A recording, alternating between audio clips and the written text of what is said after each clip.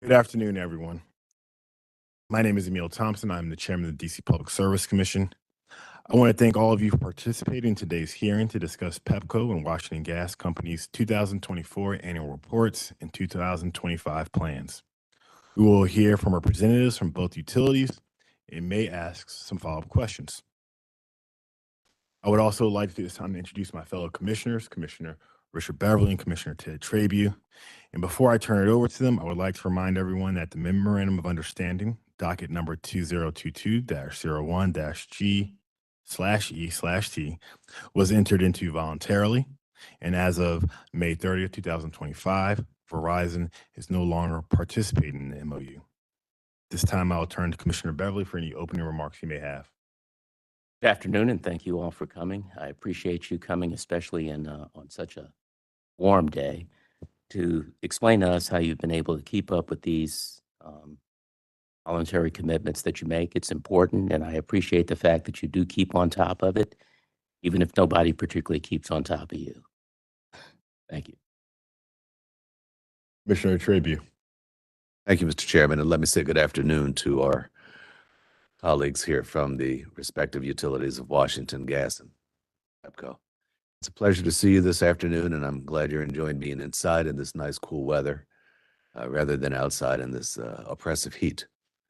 But I was reflecting earlier today about this hearing and doing some research. My intern this summer was doing some research about the Minority Business Development Commission and efforts somewhat similar to those that we'll discuss this afternoon. Those efforts having started at the federal level back in 1969. Here we are over half a century later, still discussing these matters, and it saddens me, just to be honest with you. I would hope that we could be doing better and continue to do better as we move along. But I want to applaud both of your companies for the efforts that you have made in these regards. And I want to cut my remarks short and get on to hear from you, quite frankly, because that's why we're here today, to talk about the efforts that you're making in the community, and it's really important to me. Let me say this, why this is important. Both of your companies are for-profit, Fortune, whatever companies within our country. And our ratepayers here, be they residents, small businesses, large, are paying millions and millions of dollars into your companies every year. To the extent that some of that money is spent with vendors that are outside of the District of Columbia, those vendors then paying taxes on those receipts outside of the District of Columbia. It's ratepayer money that never returns to the district, that never recirculates within our community. And that's why this discussion is so important to me today. I want to understand what we are doing to support local vendors, local businesses, and help recirculate the ratepayer dollars that are being expended upon your companies. Thank you. Thank you, Commissioners Beverly and Trabue. We will now hear from our utility representatives. Each utility representative will have 10 to 15 minutes to give an overview of their 2024 annual report and 2025 plans. First, we will hear from Ms. Vernice Lewis from PEPCO, and then we'll hear from Ms. DeLon Johnson from Washington Gas Company. Welcome. Please introduce yourself. Make sure you turn your mic and introduce the person you have next to you, and feel free to begin. Good afternoon. Dennis Jamino, Assistant General Counsel with PEPCO. Like you mentioned, Vernice Lewis next to me will be giving our presentation. And Vernice, you can introduce yourself and your title. Thank you. Thank you.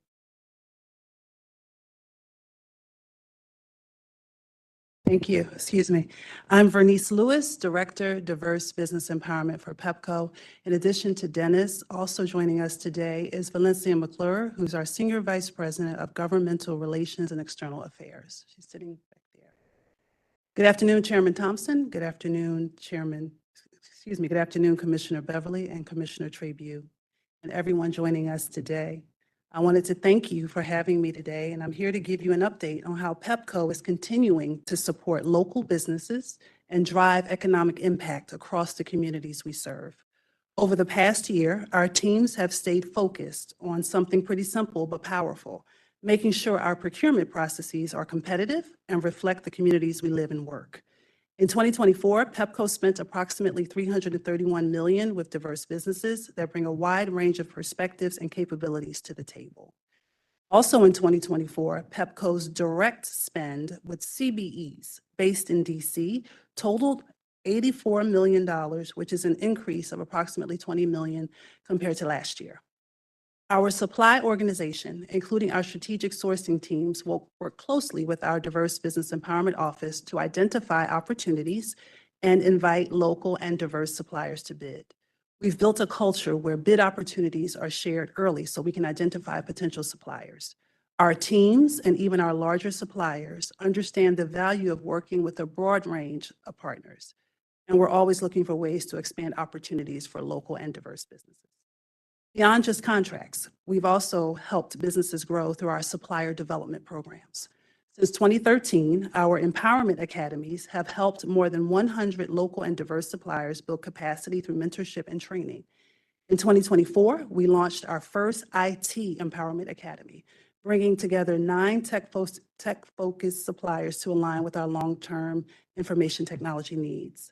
We also wrapped up the 3rd round of our Foundations program in partnership with the National Minority Supplier Development Council affiliates, including the Capital Region MSDC.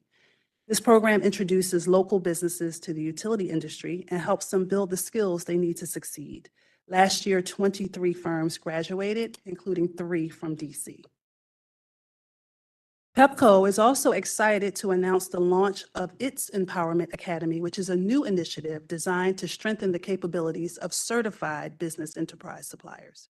Currently in the planning stages, we've finalized the curriculum and are actively identifying areas of opportunity to align participants with potential projects. This program aims to build the bench strength of local suppliers, ensuring that they are well equipped to meet the demands of future opportunities.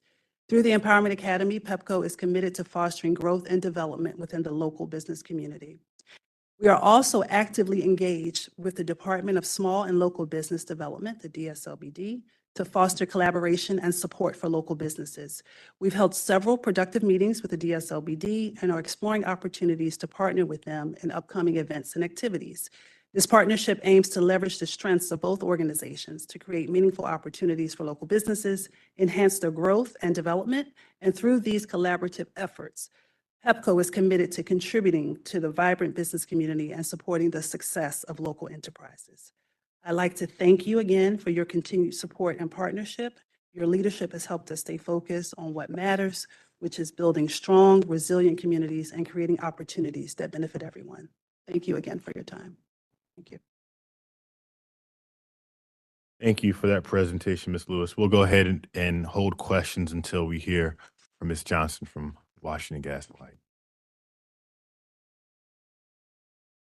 Good afternoon, Mr. Chairman, Commissioners. My name is David Thomas. I'm the Senior Director for Utility Operations at Washington Gas.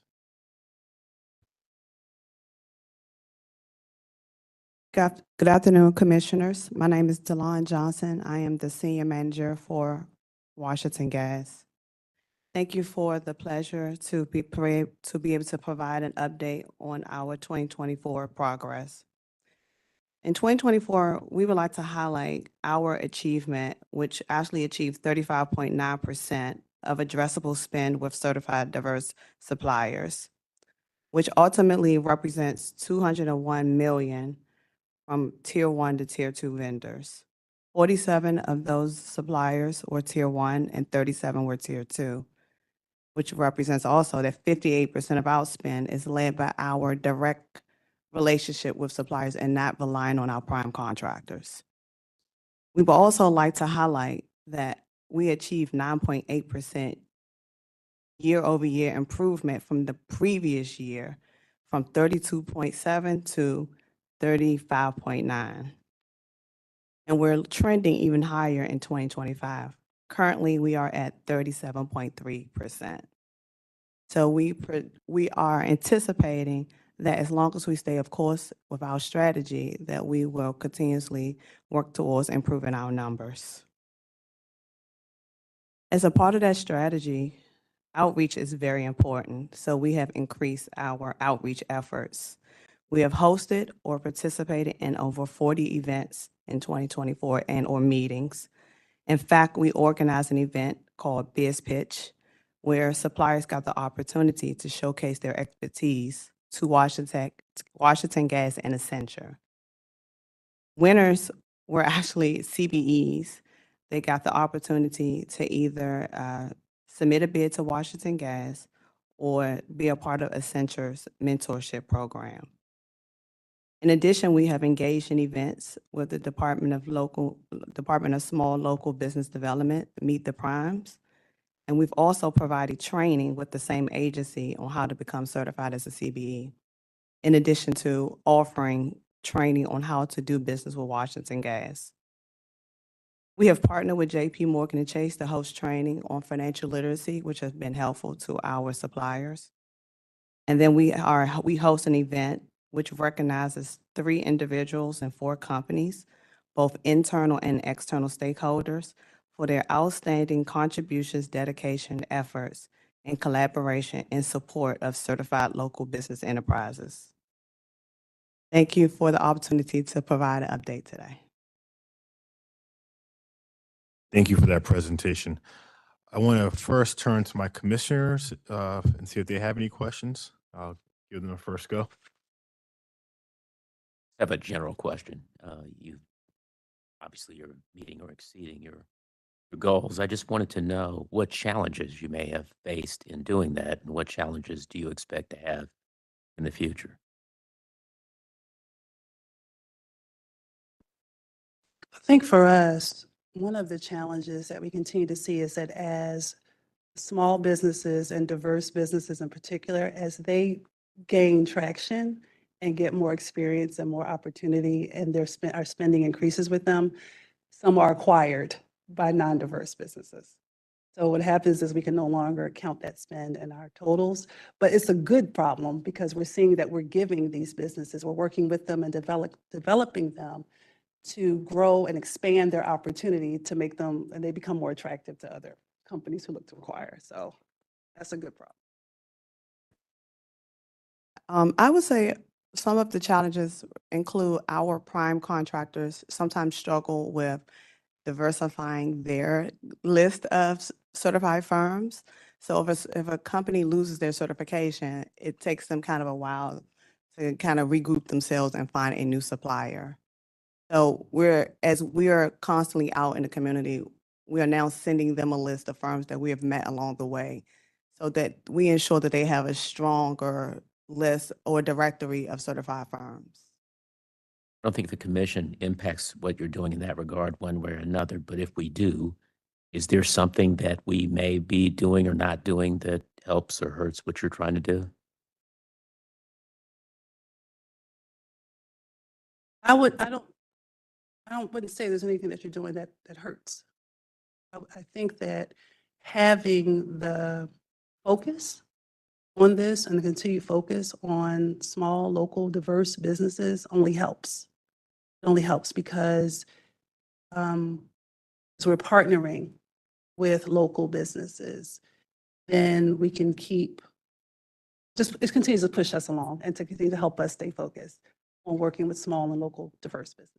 Okay, the reason I asked the question is because there may be things that we do that I wouldn't necessarily be aware of its consequences, at the ramifications that far out, as to whether that actually is facilitating or impeding something you're trying to do. I didn't think that was the case, that we were doing that, but if that ever happens to be the case, I'd appreciate it if you let us know, because that effect may not be intentional.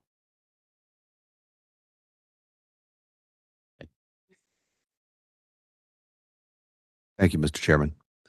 Let me thank both of you again for your presentations. Let me ask a question of you individually. I think you mentioned the PEPCO Empowerment Academy, and from the Washington Gas side, if I heard you correctly, I thought you mentioned the Accenture mentorship program. Was that Accenture? Accenture? Yeah, That I'd love for both of you to expound upon that and talk a little bit more about those respective initiatives. so Washington Gas does not have their own mentorship program. However, we have partnered with Accenture, who already has a program in place. So one of the winners who provides professional services have partnered with Accenture, where they meet with their leadership every month in order to help give them guidance on how they can expand their company, whether or not there's opportunities, kind of referring them to other programs that may be essential to specifically to what their needs are. So how would a local business go about engaging with the Accenture program if they were interested in working with you? Through referrals through Washington Gas. How would they get those referrals? So really, this was offered really to just our winners. You said Yeah. you're winners. Winners of Okay. what? Yeah, so we hosted a biz pitch event where 10 suppliers received the opportunity to present their company, their expertise, and the winners of those got the opportunity to participate in a mentorship program with Accenture or submit a bid with Washington Gas, depending on what their scope was. Okay. Are you going to run a similar competition again? Already scheduled for September 16th. Okay. So how are you advertising it to, I'm sure, all of the hundreds of businesses that are out there listening to this public hearing today? So we actually we're working with Department of Local Small Business Development. We also have a directory because we're out in the community, so we use that directory as well as a tool to identify suppliers that may be interested. You have to be invited because we want to be targeted on who we invite because we want to make sure there's opportunities for them. So, for example, Pepco and I are partnering this year for this event. And so we're already starting to look at what opportunities are coming in 2026. So we know who should be invited and Right, so invite them. that's my next question. Obviously, I had it written down, Mr. Chairman, just for the record, before you even mentioned it. Like, you guys, Pepco, you're in the business of wires, and you guys at Washington Gas are in the business of pipes. Are you looking for people to sell you wire and pipes, or are you looking for people to provide information technology services? Oh, it What are definitely some of the it opportunities? ranges. And so David can talk a little bit about projects coming up. But it definitely ranges. Sometimes we're looking for legal, professional services. Sometimes we're looking for construction related jobs. Sometimes we're looking for office supply companies. So it really ranges depending on our needs for that schedule. Yeah, I would say specifically on the operations side, obviously being in the business of pipes, anybody that has expertise or looking to gain expertise in actually executing the work, facilitating the work with any type of excavation, there's paving that follows behind it. So not just the pipe work, but the paving and the restoration work. And then there's some of the specialty work. I can think of vendors or a need for shoring. So I know we've partnered with supply chain and Delon and her team on looking for vendors that have specific skill sets around shoring and providing shoring services. Mm. And for us at Pepco, the Empowerment Academies was a program that we started back in 2013 across Exelon. And we realized that we wanted to increase our spending and our partnership with local businesses and with diverse businesses in particular at that time. And we found that we were not identifying the suppliers that we needed to help partner with. So we knew that we needed to put something in place, a program in place to help them understand how to engage with us and how to do business with our utilities. So that started in 2013, and it was the first utility in Exelon family of companies that launched that was BGE. Since that time, each operating company in Exelon has had its own program. What we're looking to do with the CBE Empowerment Academy is to focus heavily on certified business enterprises that are based in the district to help them understand how to navigate Pepco specifically.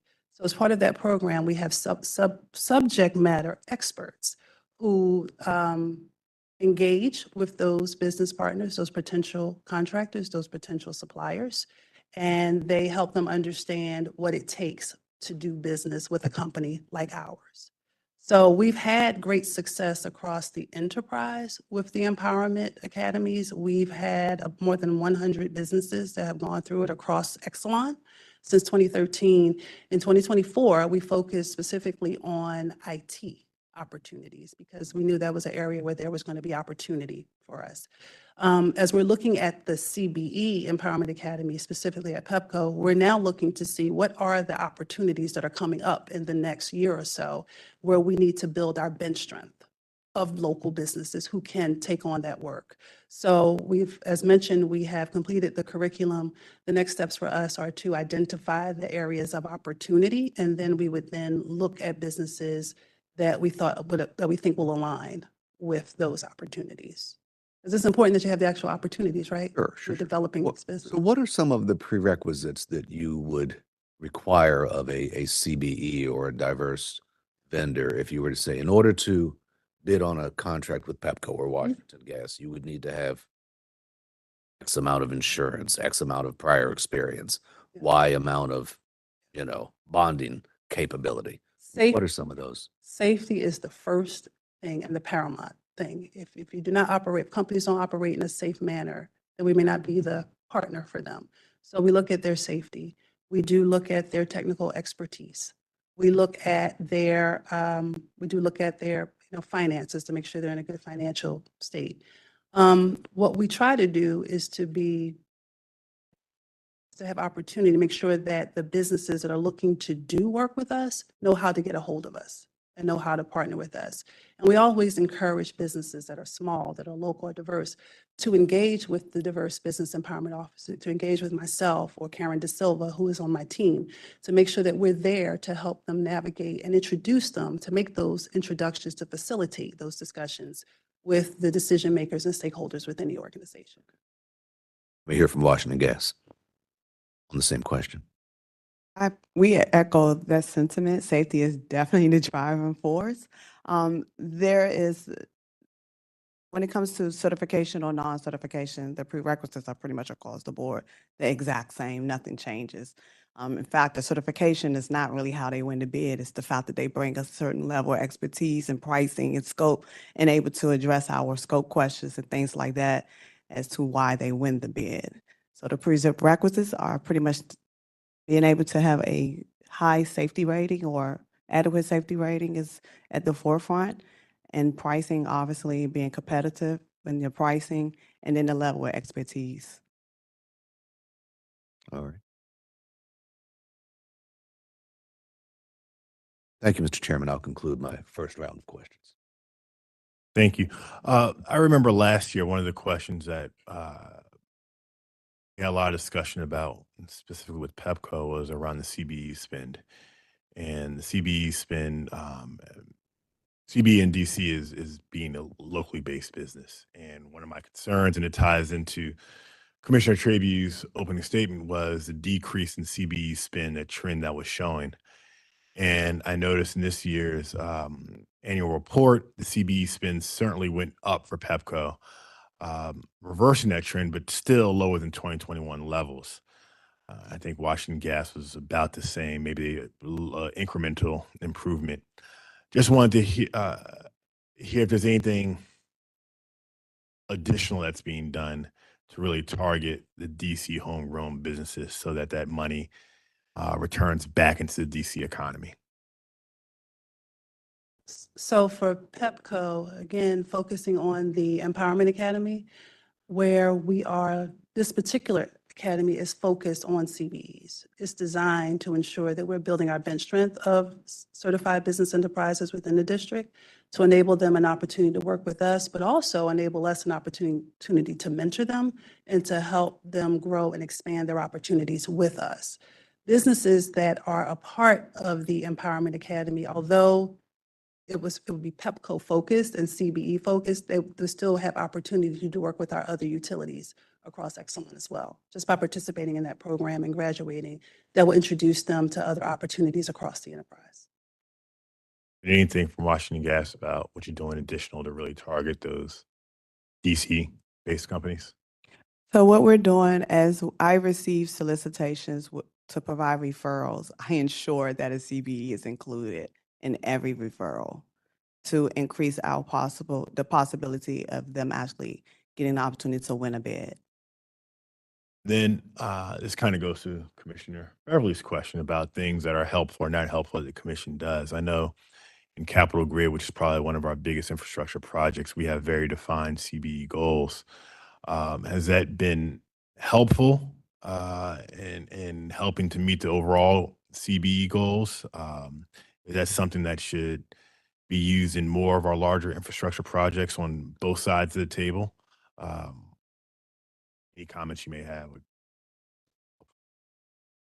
I would say one recommendation would be if we could expand to DBEs, because DBEs is a part of the Department of Transportation's program. I think that would be helpful to be able to include them as well.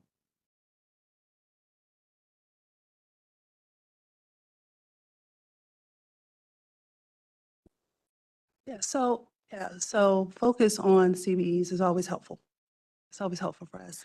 And always because we are committed as an organization to fostering partnerships and relationships with businesses that are local to our service territory and businesses that are in our footprint. So absolutely it's helpful to continue to focus on that.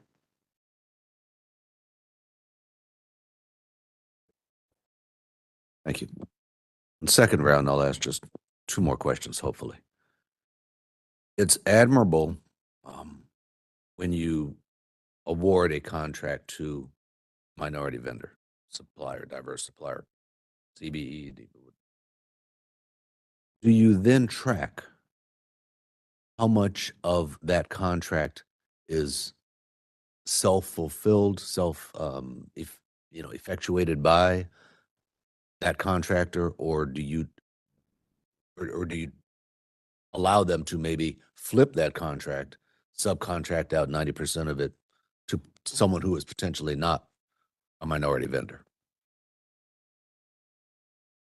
During the bid process, as we're reviewing, we ask bidders to provide us with a subcontracting plan.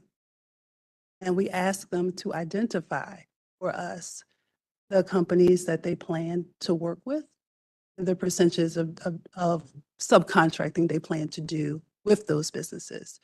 Now, we ask about not only diverse businesses, but non-diverse. And we also ask about the local spending. So we do make sure that we're looking at that as part of the overall process. As you have looked at that as part of the overall process, as you mentioned, have you been satisfied with the results that most of these vendors are either self-performing or keeping at least 60 or 70% of the contract within the So I'm not on the supplier community? So I'm not on the sourcing side, Mhm. but I am a part of the sourcing organization. So my team, the diverse business empowerment team, so we're part of those discussions, and we are in lockstep with our strategic sourcing team and making sure that we're looking at that. And when we have questions, we are comfortable in asking the questions that we need to ask about those. All right.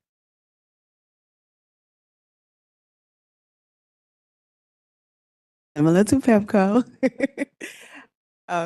This is a part of our sourcing when they are winning the bid. In addition to that, our subcontractors, our prime contractors, have to provide us with a list of their subcontractors.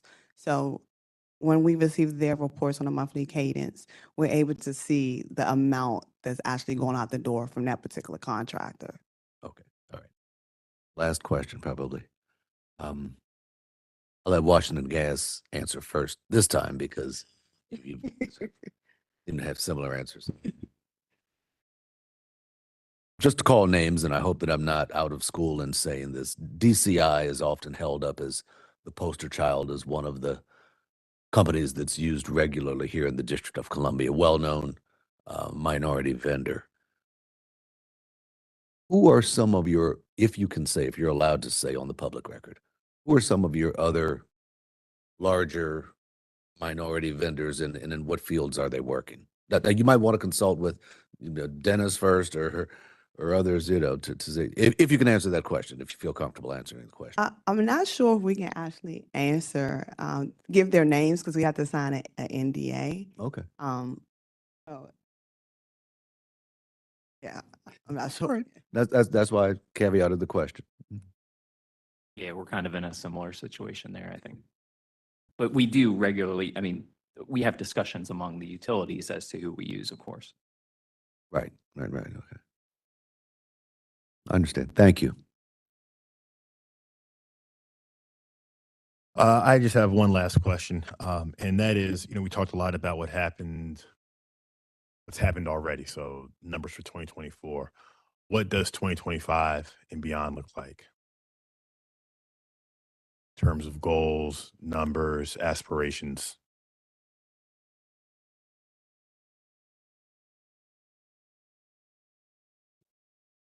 So currently, we're business as usual, whereas we are really focused on actions.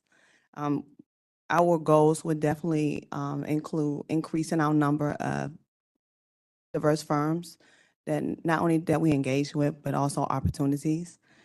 Our goals include being more tactful in our community approach. So expanding, not just working with the Department of Local Small Business, but other agencies, DDOT and others. And then also developing a strategy that entails tracking our actual suppliers that we have engaged with. So not necessarily focus on the numbers, but focus on what impact we had with the numbers that we've come across. For PEPCO, we continue to move forward. We continue to focus on our local businesses, continuing to focus on building the bench strength of local businesses that are in our supply chain, as well as continuing just to partner, be focused, be active and engaged with the DSLBD and other community focused organizations that also advocate for local businesses.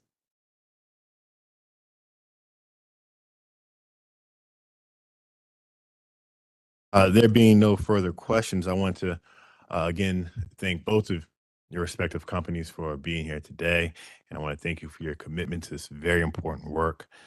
I'd also like to take this opportunity to thank staff for organizing this hearing. Any person interested in commenting on the subject matter of today's hearing may submit written comments addressed to Brenda Westbrook Sedgwick, Commission Secretary, the Public Service Commission of District of Columbia, 1325 G Street Northwest, Suite 800, Washington, D.C. 20005, or via email at ocms@psc.dc.gov. Comments can also be submitted directly on the Commission's website at dcpsc.org.